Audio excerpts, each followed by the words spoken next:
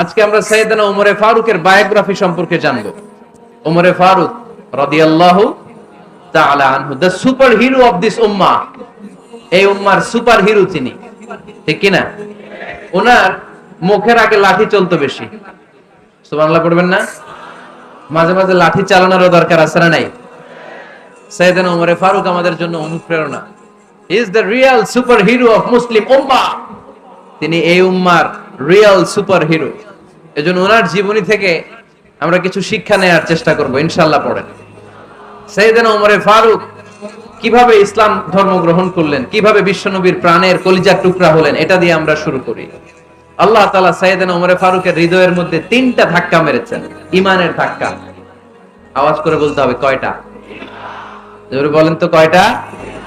3টা ঈমানি ধাক্কা। এক হচ্ছে বিশ্বনবীর দোয়ার ধাক্কা, এক কি?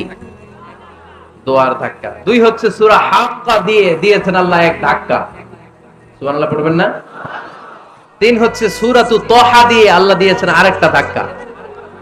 এই 3টা ঈমানি ধাক্কা যখন সাইয়েদনা ওমর ফারুকের হৃদয়ে লাগলো, উনি পড়তে আরম্ভ করেছেন আশহাদু আল্লা ইলাহা ইল্লাল্লাহ ওয়া আশহাদু আন্না মুহাম্মাদান আবদুহু ওয়া রাসূলুহু। চিল্লায়ে পড়েন আল্লাহু আকবার। বিশ্বনবী মক্কায় বসে বসে তাহাজ্জুদের সালাত পড়ে আল্লাহর কাছে দোয়া করলেন, আল্লাহুম্মা আইজ্জাল ইসলাম বিআহাব্বির রাজুলাইনি ইলাইক। ও আল্লাহ, 2 জন লোকের নাম বলবো, 2 জনের দরকার নেই। এই 2 জনের একজনকে আপনি ইসলামের সুশীতল ছায়া তলে এনে ইসলামকে বিজয় দান করে দেন। মুহূর্তের মধ্যে দোয়াটা কবুল করে নিয়েছে কে? বিশ্বনবী বললেন, আল্লাহ 2 জনের নাম বলবো আজকের দোয়ায়। আবি জাহাল ইবনে হিশাম, হয়তো হিশামের বেটা আবু জাহেলকে আপনি ইসলামের ভিতরে নিয়ে আসেন, কিংবা ওমর ইবনুল খাত্তাব, খাত্তাবের বেটা ওমরকে আপনি ইসলামের ছায়া তলে নিয়ে আসেন। ওমরে ফারুকের জন্য দোয়াটা কবুল করে নিয়েছে কে? মক্কার যে অবস্থা, আল্লাহর হাবিব সাল্লাল্লাহু আলাইহি ওয়াসাল্লাম বুঝলেন মক্কার এই 2 জনের একজন যদি আমার সাথে না থাকে তাহলে মক্কায় দাওয়াতি কাজ চালিয়ে যাওয়া যাবে।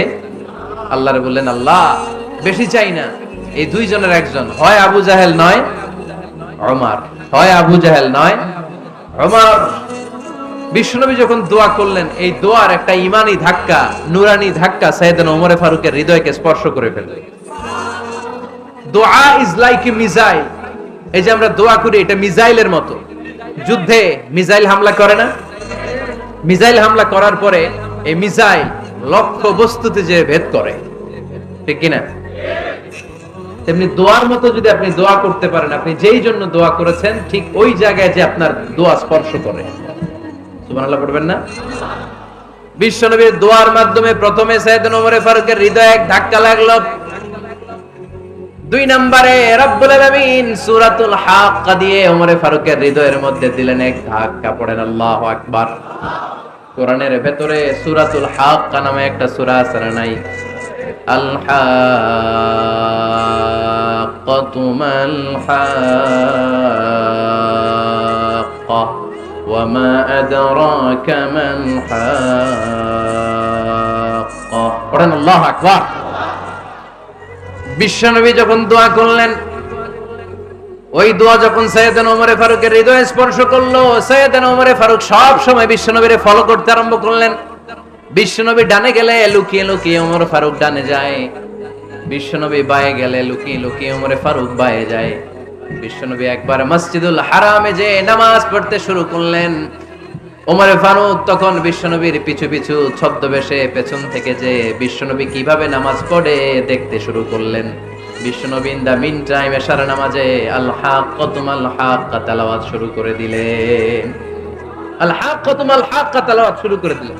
তেলাওয়াত করতে করতে বিশ্বনবী যখন তেলাওয়াত করতেছে, ওমর ফারুক এরকম দুলতেছে আর মজা পাচ্ছে। ও মিয়া, বিশ্বনবীর কণ্ঠ বুঝি আমার মতো কণ্ঠ, আপনার মতো কণ্ঠ, আহমদ বিন ইউসুফের কণ্ঠ, আব্দুল বাসিতের কণ্ঠ না? বিশ্বনবীর গলায় যে কি সুরের ঝংকার আল্লাহ দিয়েছেন, কি সুরের লহরী আল্লাহ দিয়েছেন, একবার যে শুনতো পাগল হয়ে যেত। আল্লাহু আকবার। বিশ্বনবী সূরা হাক্কা মন্ত্রমুগ্ধ তেলাওয়াতে, মন্ত্রমুগ্ধ সুর দিয়ে, মন্ত্রমুগ্ধ কণ্ঠ দিয়ে তেলাওয়াত করতে লাগলেন। এশার সালাতে ওমর ফারুক দুলতে লাগলেন। ওমর ফারুক যত শুনেন অবাক হয়ে যায়, যত শুনেন অবাক হয়ে যায়, যতই শুনে অবাক। কিরে? কারণ তিনি আরবি ভাষা বুঝতেন, এত সুন্দর শব্দের গাঁথনি। এত প্রাঞ্জল বর্ণনা, এত সুন্দর অন্তমিল, এটা কবিতা না হয়ে পারে না। উনি মনে মনে ভাবলেন এটা মনে হয় কবিতা, it might be poem, it could be poem. Muhammad মনে হয় কবি হয়ে গেছে, তার কাব্য প্রতিভা দিয়ে সে এটা বানিয়েছে। তা না হলে এত সুন্দর কথা এটা কবিতা না হয়ে পারে। ইন দ্য মিন টাইম বিশ্বনবী কিন্তু দেখতেছে না যে পেছনে ওমর। বিশ্বনবী তেলাওয়াত করছিলেন, ইন দ্য মিন টাইম বিশ্বনবী পড়ছিলেন ওমা হুয়া বিকাউলি শাইরিন কলিলাম মা তুমিনুন। এর অর্থ হলো এটা কোনো কবির কথা নয়, খুব অল্প সংখ্যক লোকই তোমরা ঈমান আনো। সুবহানাল্লাহ পড়ে। এটাকে বলে কোইন্সিডেন্ট। কোইন্সিডেন্ট হুট করে অনেক সময় মিলে যায়, যায় কি যায় না? আপনি একজনের কথা ভাবতেছেন, বাজারে গেলেন, বাজারে যেই দেখেন ওই লোকটা দাঁড়ায় আছে, এরকম হয় কি হয় না? কোইন্সিডেন্ট। ওমরে ফারুক মনে মনে যেটা ভাবতেছে ওই কথা দিয়ে বিশ্বনবী তেলাওয়াত করতেছে, আল্লাহু আকবার। বিশ্বনবী যে আয়াত তেলাওয়াত করছিলেন, আয়াতের অর্থ হলো এটা কোনো কবির বানানো কবিতা না, খুব অল্প সংখ্যক লোকই তোমরা ঈমান আনো। ওমরে ফারুক আটকে উঠলেন, থমকে দাঁড়ালেন। ঘটনা কি? আমি মনে মনে ভাবলাম কি এত সুন্দর কথা, এটা তো মানুষের কথা হতে পারে না, এটা নিশ্চয়ই কবিতা, কবির কথা। কিন্তু মুহাম্মদ এখন আবার পড়তেছে ওমা হুয়া বিকাউলি শাইর, এটা কোনো শায়েরের কবির কথা নয়। কলিলাম মা তুমিনুন, অল্পই তোমরা ঈমান আনো। তার মানে আমার মনে যা চলে মুহাম্মদ এটা টের পায়। মুহাম্মদ গণক। নাউজুবিল্লাহ পড়বেন না? মুহাম্মদ অনেক বড় মাপের একজন গণক। মানুষের হৃদয়ে কি চলে, মনে মনে কি ভাবে, মুহাম্মদ না দেখেও বলে দিতে পারে। ইন দা মিন টাইম বিশ্বনবী পরের আয়াতে পড়লেন ওয়ালা বিকাউলি কাহিনিন কলিলাম মা তাযাক্কারুন। এই আয়াতের অর্থ হলো এটা কোনো গণকের বানানো গণনা নয়, খুব অল্প সংখ্যক লোকই তোমরা উপদেশ হিসেবে এটাকে মানো। সুবহানাল্লাহ পড়ে। এবার আর ওমরে ফারুকের সহ্য হয় না, কি আজীব তামাশা। প্রথমে মনে করলাম কবিতা, মোহাম্মদ কয় কবি না, সে কবি না, এটা কবিতা না। তারপরে ভাবলাম সে গণক, সে আয়াত পরে পরে বলে দিল এটা গণনা নয়, তাহলে এটা কি? এটা কি কবিতাও না, গণনাও না, তাহলে এটা কি? বিশ্বনবী তখন বললেন তানজিলুম মির রাব্বিল আলামিন। সুবহানাল্লাহ বলেন। পরের আয়াত ছিল তানজিলুম মির রাব্বিল আলামিন। এটা দুনিয়ার কোনো কবির বানানো কবিতা না, এটা কোনো গণকের গণনা না, এটা কোনো সাহিত্যিকের বানানো সাহিত্য নয়, এটা মহাবিশ্বের পরিচালক রব্বুল আলামিনের কাছ থেকে পাঠানো কিতাব কোরআন। সূরা হাক্কার ধাক্কায় ওমরে ফারুক কাইত। প্রথমে ধাক্কাটা লাগলো যে দোয়া। বিশ্বনবী তাহাজ্জুদে কেঁদে দোয়া করলেন, আল্লাহ হয় আবু জাহেল রে দিবা নাইলে ওমর রে দিবা। ওই দোয়া ওমরে ফারুকের হৃদয়ে ছোঁয়া লেগেছে। এরপরে হাক্কা, সূরাতুল হাক্কা দিয়ে দিলে এক ধাক্কা। এই ধাক্কা খেয়ে উথাল পাথাল হৃদয়ের মধ্যে, হায় রে এ কি বাণী, এ কেমন কথা, কে মুহাম্মদ? তারপরেও শয়তানের ওয়াসওয়াসা আছে না নাই?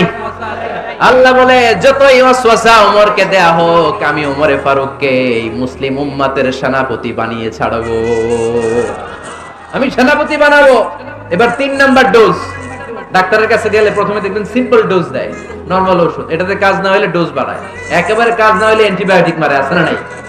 আল্লাহ প্রথমে দোয়ার ছোঁয়া লাগালেন, তারপর সূরা হাক্কা দিয়ে ধাক্কা মারলেন, এরপরে রব্বুল আলামিন বলেন এবার 3 নাম্বার ডোজ সূরা তহা দিয়ে আমি তোমার হৃদয়টারে উজালা বানায় দেব রে ওমর। শয়তান দিক দিয়ে ওয়াসওয়াসা, খেলা দুই দিক থেকে চলতেছে। আল্লাহ তাআলা হেদায়েতের রাস্তায় টানছে, শয়তান জাহান্নামের দিকে টানছে। ঘোষণা দেয়া হলো মক্কায়, মুহাম্মদের মাথা কেটে এনে দিলে এত এত স্বর্ণ মুদ্রা দেয়া হবে। ওমরে ফারুক রাজি হয়ে গেলেন, নাঙ্গা তলোয়ার নিয়ে বিশ্বনবীর মাথা কাটার জন্য ছুটলেন। নাউজুবিল্লাহ পড়বেন না? বনু জাহরা গোত্রের এক লোক বলে, আইনা ইয়া ওমর, কই যাও? মুহাম্মদের মাথা কাটতে যাই। আরে মুহাম্মদের মাথা কাটতে যাও? তোমার বোন ফাতিমা বিনতে খাত্তাব আর তোমার বোন জামাই সাঈদ কদ সাবা, এরা তো ধর্ম ত্যাগ করে ফেলছে, এটা তো আমাদের ধর্ম ত্যাগ করে মুহাম্মদের ফলোয়ার হয়ে গেছে। আগে ওমর ঘর সামলাও, পরে মুহাম্মদের মাথা কাটতে যেও। ওমরে ফারুক অবাক হয়ে গেলেন, তলোয়ার নিয়ে বিশ্বনবীর দিকে না যেয়ে নিজের বাড়ির দিকে চলে গেলেন। বিশ্বনবীর আপন বোন ফাতিমা বিনতে খাত্তাব, বোন জামাই সাঈদ আর খাব্বাব রাদিয়াল্লাহু তাআলা আনহু, তিনজন মিলে সূরা তহা তেলাওয়াত করছিলেন। পড়েন সুবহানাল্লাহ। মক্কায় লুকিয়ে লুকিয়ে দাওয়াত হতো। খাব্বাব রাদিয়াল্লাহু তাআলা আনহু একটা চামড়ার ফলকের মধ্যে সূরা তহার কয়েকটা আয়াত এনে ওমরে ফারুকের বোন আর বোন জামাইকে শিক্ষা দিচ্ছে, ট্রেনিং দিচ্ছে। সুবহানাল্লাহ পড়েন।